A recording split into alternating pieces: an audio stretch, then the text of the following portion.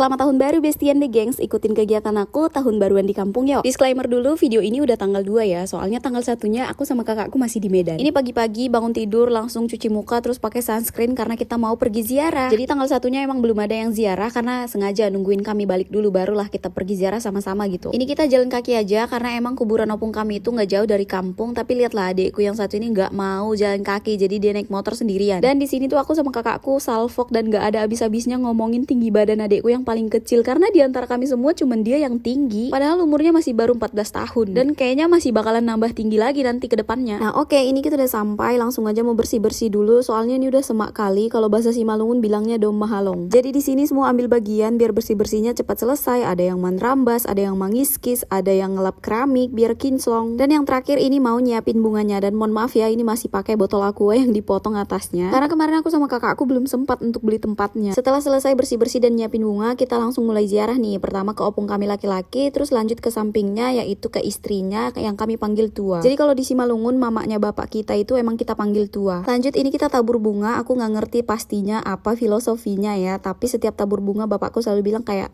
ase songon morum ni bungaun matongon morum ni pasarian nami kayak gitu. Nah ini juga kakakku sempat nanya ke bapakku apa sih artinya cuci muka di atas kuburan kayak gini, tapi bapakku bilang ya kayak gitu diajarin sama orang tuanya dulu, ya kayak gitu juga diajarinnya ke anaknya. Jadi kalau bicara adat ini memang kalau ditelusuri sampai asal usulnya nggak ada habisnya memang ya kan. Intinya walaupun nggak semua kita ngerti ya udah jalanin aja nggak sih, karena nggak mungkin kan orang tua kita itu ngajarin hal yang enggak juga. Pasti semua punya tujuan yang baik. Nah setelah selesai dari tempat opung kami, orang bapak mamaku sama adikku satu lagi langsung ke rumah, tapi kami ini bertiga langsung pergi ke tempatnya keponakan kami karena kami mau ziarah di sini juga. Ini tuh anaknya pariban kami yang baru berpulang sekitar kurang lebih 1 tahun yang lalu. Setelah selesai dari situ kami langsung aja pulang ke rumah, dan karena motorku udah kotor kali di sini jadi aku suruh adikku untuk siram-siram sedikit biar lebih mendingan. Barulah kami lanjut untuk makan bersama. Di sini juga udah ada opung inang kami yaitu opung dari mama. Terus makin lama juga makin dateng nih sepupu-sepupu kami untuk makan juga. Hari ini lauknya udah ikan mas karena tanggal 1-nya kata mereka udah bosan makan daging bebong terus. Setelah selesai makan tadi udah istirahat dan ini agak siangan, kakakku ngide mau bongkar-bongkar lemari baju kami katanya karena baju kami memang udah kebanyakan. Jadi kakakku di sini mau sortir-sortirin mana baju-baju yang masih bisa kami pakai, mana yang udah nggak muat, mana yang bisa dikasih ke sepupu, mana yang mau dijadikan kain lap. Pokoknya macam-macam lah besti. Soalnya kalau bertumpuk di lemari kayak gitu juga nggak ada gunanya kan. Bahkan udah ada beberapa yang udah digigitin bagundung. Kalian tahu bagundung? Yaitu apa ya bahasa Indonesia bagundung ya? Tikus. Di sini aku nggak terlalu banyak ngurusin penyortiran baju karena memang ini 90%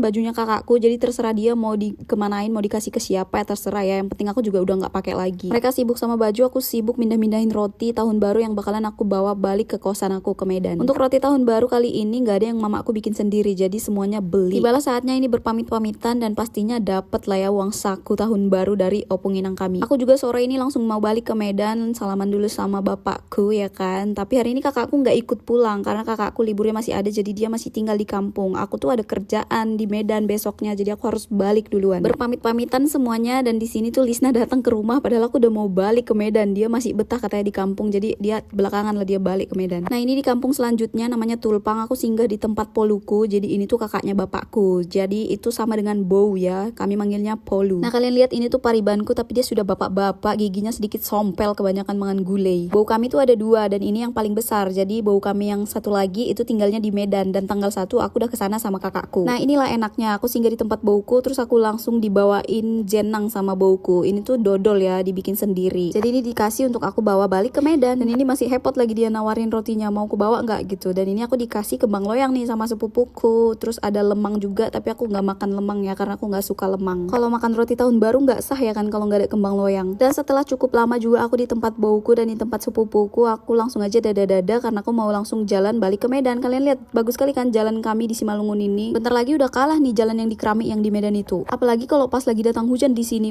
bagus sekali jalan kami ini, udah bisa kalian freestyle di sini. Inilah memang bukti nyata kinerja pemerintah Kabupaten Simalungun yang tiada duanya, anjay. Apalagi kayak gini kan menjelang pemilu, banyak kali lah yang menabur janji manis di sini. Oke, udah cukup lah itu ya pujian-pujian kita untuk jalan Simalungun yang super duper bagus ini. Nah ini aku melanjutkan perjalanan sendirian dari dalam kampungku mau keluar ke Simpang Tinggi Raja. Jadi kalau kalian pernah datang ke Tinggi Raja yang air panas itu loh besti, Kawah Putih katanya. Nah ini lewat sini lah jalannya. Bisa juga sih sebenarnya dari tebing, nanti tembusnya ke Negeri Dolok dan langsung masuk ke Simpang Tinggi Rajanya. Tapi kayaknya dari sana lebih parah jalannya, lebih mending dari sini kayaknya. Walaupun sama di sana juga Kabupaten Simalungun tercinta. Dan kalau kalian tanya apakah aku gak takut lewat jalan sepi kayak gini sendirian? Jawabannya tidak. Ya karena kan ini kampungku ya kan, aku udah biasa lewat sini sendirian, sore, malam juga udah pernah. Jadi ya udah rasanya B aja. Dan ini aku udah keluar dari simpang, langsung aja aku lanjut lagi jalan, dan ini tuh dari kampungku sampai Medan sekitar 2 jam lebih. Gak sampai 3 jam lah aku udah sampai Medan. Terus di perjalanan balik ke Medan aku ketemu sama bestiku sejak SMP. Kalian ada yang kenal dia kah? Aku jumpa dia di depan rumahnya di Sibaganding. Terus nggak tahu ya dia bercanda atau enggak, dia bilang dia mau nikah tahun ini sama pacarnya. Ya nggak apa-apa juga sih, soalnya mereka udah lama juga kan pacaran, jadi udah bisa lah memang. Setelah melanjutkan perjalanan aku singgah lagi nih di Pakam, lebih tepatnya di Aras Kabu, karena aku singgah di tempat mak tuaku. Ini tuh